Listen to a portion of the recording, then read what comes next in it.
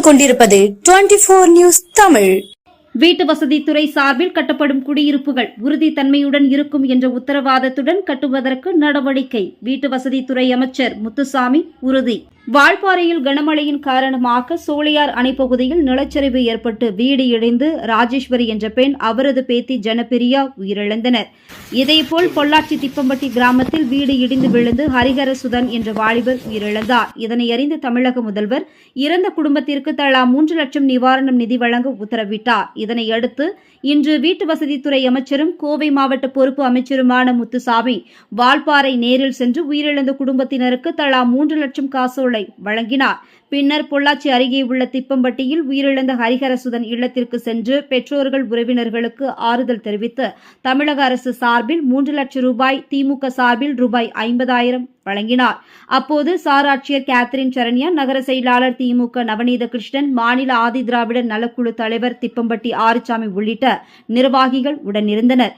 பின்னர் செய்தியாளர்களுக்கு அவர் அளித்த பேட்டியின் போது, தமிழகத்தில் ஏற்கனவே வீட்டு வசதித்துறை சார்பில் கட்டப்பட்டுள்ள அடுக்குமாடி குடியிருப்புகளை தவிர்த்து புதிதாக கட்டப்படும் குடியிருப்புகள் எத்தனை ஆண்டுகள் உறுதித்தன்மையுடன் இருக்கும் என்று உத்தரவாதத்துடன் ஒப்பந்ததாரர்களிடம் உறுதி பெற்றுதான் பணிகள் வழங்கப்படுகிறது.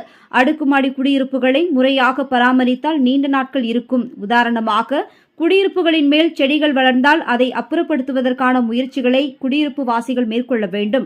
திமுக ஆட்சி பொறுப்பேற்றவுடன் 60 இடங்களில் வீட்டு வசதித்துறை சார்பில் கட்டப்பட்டு வாடகைக்கு விடப்பட்டுள்ள கட்டிடங்கள் மிகவும் மோசமாக இருந்ததை கண்டறிந்து 10,000 குடியிருப்புகள் இடிக்க உத்தரவிடப்பட்டு 90% கட்டிடங்கள் இடிக்கப்பட்டுள்ளது. அந்த இடங்களில் புதிய குடியிருப்புகள் கட்டி அரசு அலுவலர்கள், அதிகாரிகளுக்கு வழங்க நடவடிக்கை எடுக்கப்பட்டு வருவதாக தெரிவித்தார்.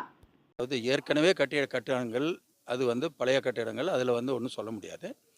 புதிதாக இப்போ கட்ட போகிறது இந்த அளவுக்கு காலம் இருக்கும் என்ற அந்த உத்தரவாதத்தோடு தான் அந்த கான்ட்ராக்டர்ஸ்கிட்ட நம்ம கொடுக்குறோம். அந்த உத்தரவாதமெல்லாம் அவர்கிட்ட வாங்கிட்டு அந்த தரமெல்லாம் பரிசோதித்து தான் அந்த நடவடிக்கை எடுக்கப்படுகிறது.